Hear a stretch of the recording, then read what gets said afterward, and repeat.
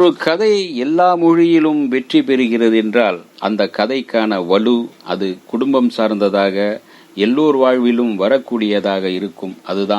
அதனால்தான் அந்த மொழி எல்லா மொழியிலும் அந்த படம் வெற்றி பெறுகிறது. அப்படிப்பட்ட ஒரு படம்தான் பூவே பூச்சுடவா. திரை உலகில் ஒரு புது ட்ரெண்டை உருவாக்கிய படம் என்றுதான் இதை சொல்ல வேண்டும்.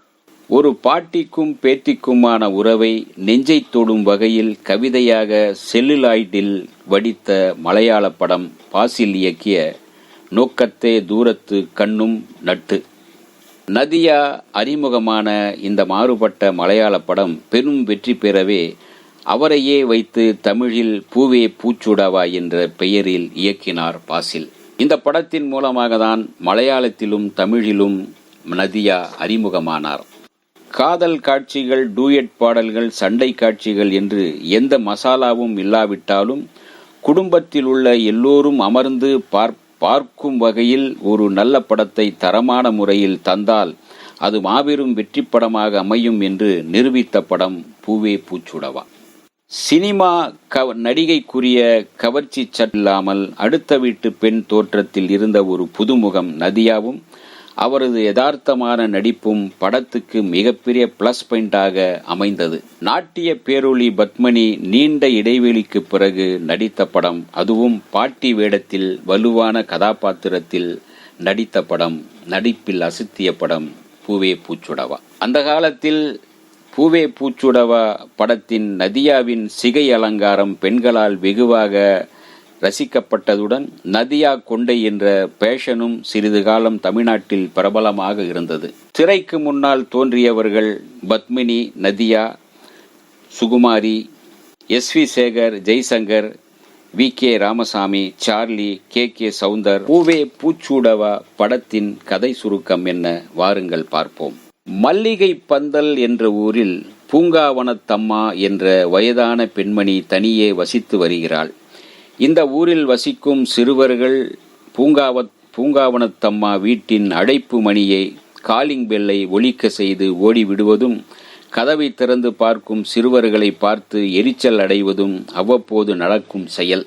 ஒரு நாள் அழைப்பு மணி ஒலிக்க மீண்டும் சிறுவர் தொந்தரவு தொடங்கிவிட்டார்கள் என்று எண்ணிக்கொண்டே எரிச்சலுடன் கதவை திறக்கும் பூங்காவனத்தம்மா வெளியே ஒரு இளம் பெண் நிற்பதை பார்த்து ஆச்சரியமடைகிறார்.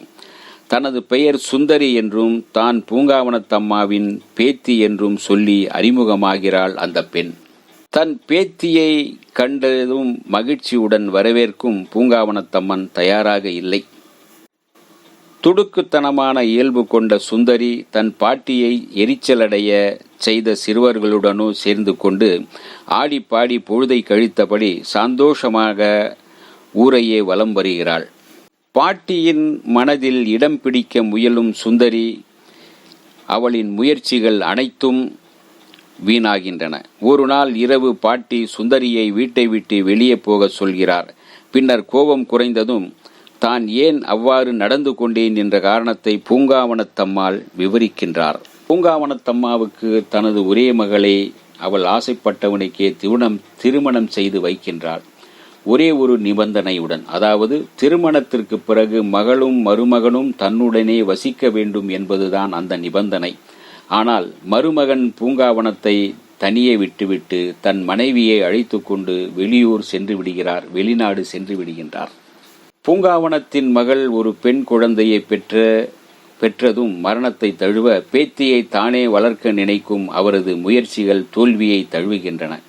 பேத்தி வளர்ந்து பெரியவளாகி 17 ஆண்டுகளுக்கு பின் இப்போது பாட்டியை தேடி வந்திருக்கின்றாள். சில ஆண்டுகளுக்கு முன்பு ஏற்பட்ட விபத்து ஒன்றில் பாதிக்கப்பட்ட சுந்தரிக்கு மூளையில் ஒரு அறுவை சிகிச்சை செய்ய வேண்டும் என்றும் அந்த அறுவை சிகிச்சைக்கு பிறகு சுந்தரி உயிருடன் இருப்பதற்கு உத்தரவாதம் இல்லை என்றும் மருத்துவர்கள் கூற தன் இறுதி நாட்களை சந்தோஷத்துடன் கழிப்பதற்காகவே பாட்டி வீட்டிற்கு வருகின்றாள் சுந்தரி.